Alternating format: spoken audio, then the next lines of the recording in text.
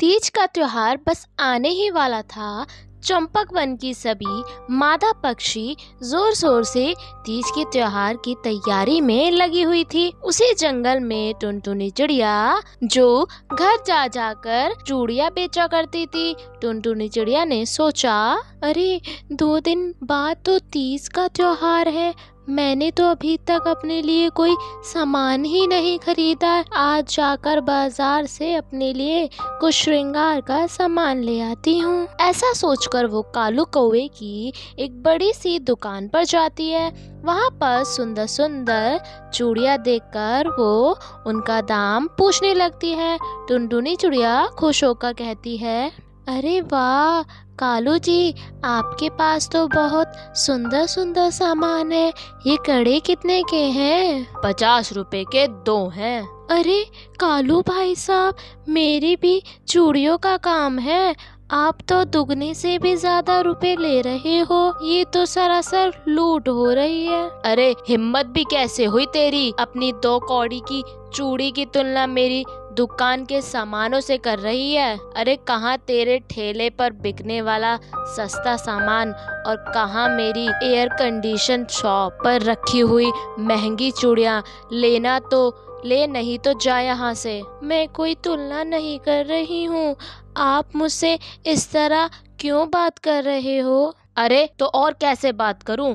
ठेले पर चूड़ी बेचने वाली मुझे दुकानदारी सिखाएगी क्या? अगर तुझे ज्यादा ही पता है ना तो तू भी चूड़ियों की दुकान खोल ले, तब देखता हूँ। कालू कौवे के व्यवहार से टुनटुनी को बहुत दुख पहुँचता है और वो उदास मन से अपने घर आ जाती है। अगले दिन टुनटुनी चिड़िया अपना ठेला लेकर काम पर निकल जाती है। चूड़ी ले लो चूड़ी, सुंदर रंग बिरंगी चूड़ी ले लो। टुनटुनी चिड़िया अपना चूड़ी का ठेला लेकर जा ही रही होती है कि उसकी नजर चूड़ी और श्रृंगार से सजे बाजार पर पड़ती है। क्यों ना मैं भी तीज के मौके पर जंगल में अपनी दुकान लगा लूं, क्या पता त्योहार के मौके पर मेरी किस्मत ही बदल जाए।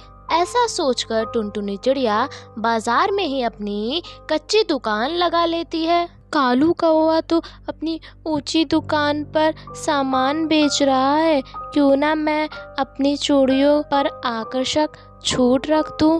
ऐसा करने से मेरी कच्ची दुकान में भी ग्राहक दिखने लगेंगे और यहाँ आएंगे। टुनटुनी चिड़िया की दुकान पर लगा हुआ सस्ती चूड़ियों का बोर्ड लगा देखकर वहाँ पर पक्षियों की भीड़ लग जाती है। ओ टुनटुनी बहन, आपकी चूड़ियाँ तो वाकई में बहुत सुंदर है। इनका दाम तो इतना कम है कि मैं तो आज 4 से 5 चूड़ियों के सेट बनाकर ले जाऊंगी। अरे वो कालू कौवा तो बहुत महंगी दामों के सामान बेच रहा है। आप चूड़ियों के अलावा बाकी श्रृंगार का सामान भी ले आती तो हमें उस घमंडी से कुछ खरीदना ही नहीं पड़ता। बिल्कुल सही कह रही हो काकी। अरे इसने अपनी दुकान में एसी क्या लगवा लिया, हर चीज का दाम दुगना कर दिया है। उसने जरा भी कुछ बोलो तो उल्टा लड़ने को आता है। टुनटुनी के अच्छे व्यवहार और कम दामों से आकर्षित होकर पक्षी उसकी दुकान में चूड़ी लेने के लिए आने लगते हैं। 2 दिन के अंदर टुनटुनी की सारी चूड़ियां बिक जाती हैं। उधर कालू कौवा पूरा दिन दुकान पर खाली बैठकर ग्राहकों का इंतजार करता रहता है। उसी शाम टुनटुनी चिड़िया अपनी दुकान बंद करके घर लौट रही होती है कि तभी कालू कौवा वहां पर आ जाता है। अरे ओ दुष्ट चिड़िया, तुझे पहले भी समझाया था ना, तेरी इस बाजार में दाल नहीं गलने वाली, लेकिन तू नहीं मानी और ये तूने यहाँ आकर अपना ये फटीचर ठेला यहाँ लगा दिया है। अब अगर कल तू यहाँ दिखाई पड़ी ना तो तुझे तेरी चूड़ियों के साथ ही यहाँ से बाहर फिकवा दूंगा। देखो कालू भैया, मैंने किसी भी पक्षी को आपकी दुकान पर जाने से मना नहीं किया है।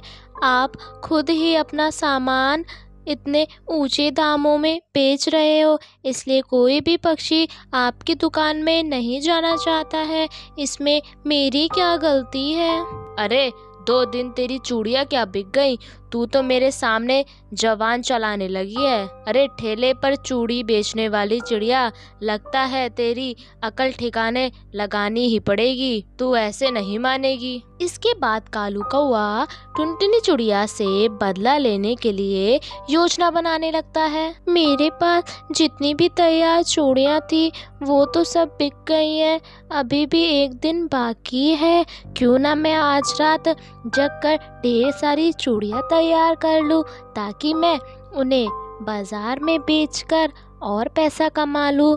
मैं भी इस कालू को दिखा कर रहूँगी कि दुकान का छोटा या बड़ा होने से कुछ नहीं होता है, नीयत अच्छी होनी चाहिए। उसके बाद वो रात भर जाग कर चूड़ियाँ बनाती है। सुबह होने तक उसके पास ढेर सारी चूड़ियाँ तैयार हो जाती है। अगले दिन सवेरे उठकर चिड़िया तीज का व्रत रखती है और अपनी चूड़ियाँ लेकर बाजार की ओर निकल जाती है। हाँ, यही सही मौका है, आज इसको मज़ा चखाता ही हूँ। आज तो इसने उपवास रखा होगा और इसकी तो चूड़ियाँ कल रात को ही बिक गई थी, इसलिए आज तो अपने घर में रहेगी। मैं जाकर उसके घर में आग लगा देता हूँ। कालू कौआ खिड़की से कूदकर टुनटुनी के घर के अंदर घुस जाता है और अंदर जाकर पेट्रोल छिड़कने लगता है, लेकिन गलती से पेट्रोल उस पर भी आ जाता है।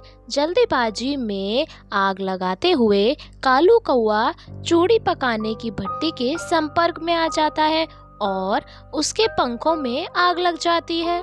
कोई बचाओ, कोई मुझे बचाओ, मुझे बचा लो, कोई तो मुझे बचा लो। कालू की चीखने की आवाज सुनकर पास के पक्षी वहां पहुंच जाते हैं और उसकी जान बचा लेते हैं।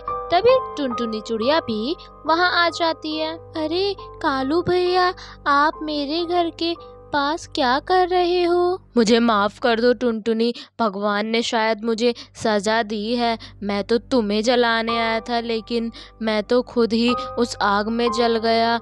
मुझे तकलीफ़ हुई तो पता चला। अब मैं किसी का बुरा नहीं करूँगा, मुझे माफ़ कर दो। कालू के आंसू को देखकर टुनटुनी उसे माफ़ कर देती है और खुशी खुशी अपनी दुकान में चूड़ी बेचने लगती है। तो बच्चों, कैसी लगी आपको ये कहानी?